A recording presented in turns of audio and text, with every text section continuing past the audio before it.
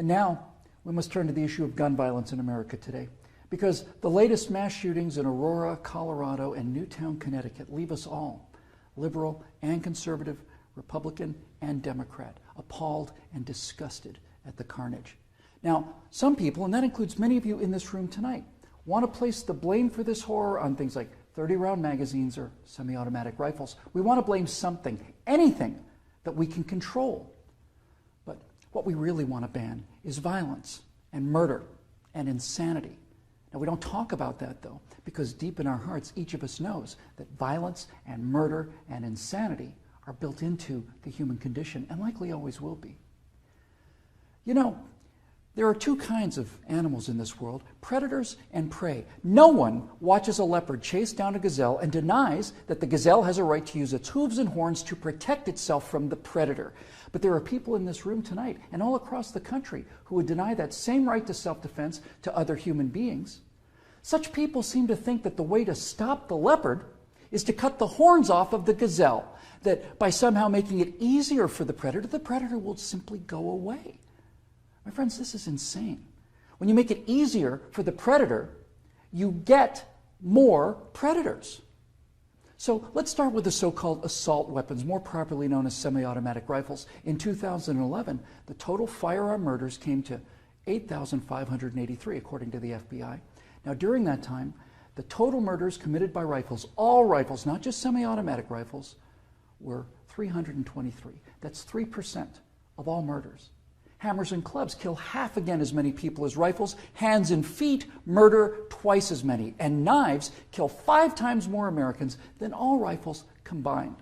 Preventable medical errors kill about 98,000 people per year. Medical malpractice kills more than 12 times as many people as are murdered in the U.S. each year. That's more than 300 times the number killed by all rifles, not just the so-called assault rifles. And yet, no one talks about limits on hammers or knives or doctors or hospitals.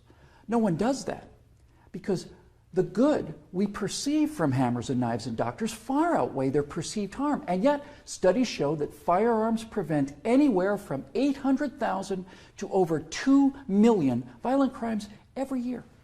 The lowest estimate means that 100 times more violent crimes were prevented with firearms than the total murders committed with firearms. That's 100 times as many. Now, in October of 2007, Amanda Collins was walking to her car after a night class at the University of Nevada at Reno. Amanda had a concealed carry permit for her 9mm Glock that she carried for self-defense. Unfortunately for Amanda, UNR is, like most college campuses, a gun-free zone. So, like the law-abiding citizen that she is, she did not have her gun with her in this gun-free zone when she was attacked by James Bila.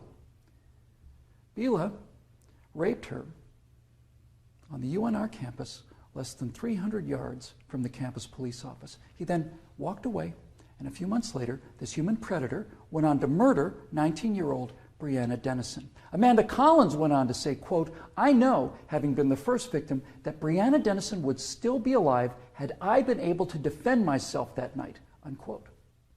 Therefore, I am directing the virtual Attorney General to aggressively challenge any gun control laws that violate Amanda Collins' right not to be raped and Breonna Dennison's right not to be murdered. You're not forced to abandon your First Amendment right when you enter Chicago or New York, or your Fifth Amendment rights when you walk onto a college campus. As virtual president, I will veto on the spot without hesitation, but with a great deal of pleasure, any and all attempts to destroy any of the Bill of Rights, of the Constitution of the United States of America. Because when it's all said and done, the Second Amendment to the Constitution is not there to protect us against criminals, and the people calling for gun control know this. That's why they want gun control instead of crime control. That's why they want laws that, at the stroke of a pen, turn law-abiding citizens into criminals. The Second Amendment is there to protect the American people from tyranny. The Second Amendment is there to protect the American people from politicians. The Second Amendment is there to protect the American people from us.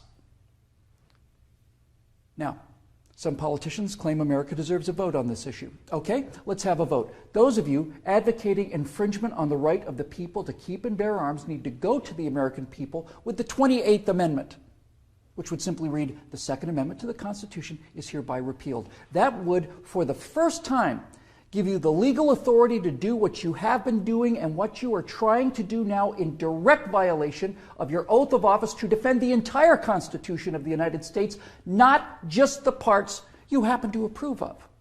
So go ahead, go to the American people and tell them that ultimate power is no longer to be vested in the people who can't be trusted with that power according to you. Tell them only the government can have that power now. You go out there and try to convince the people of the 38 states that you're going to need to get that amendment passed to agree with your opinion of them versus their opinion of you.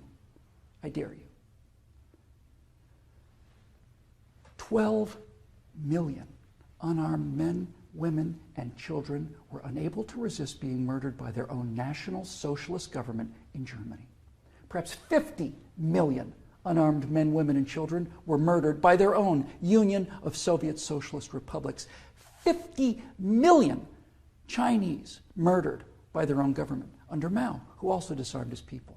And in Cuba, and in Vietnam, and in the killing fields of Cambodia. Now you say that can't happen here? You say we're protected? By what? By the Constitution that you're in the process of destroying? You are in violation of your oaths of office by so much as introducing this legislation, let alone passing it. My fellow Americans, the previous inhabitants of this chamber watched as 100 million people were murdered after being disarmed by their own governments. Every single one of those men, women, and children were as real and precious and irreplaceable as the children at Newtown. And I tell you here and now that I will be damned if I will let that happen to the American people.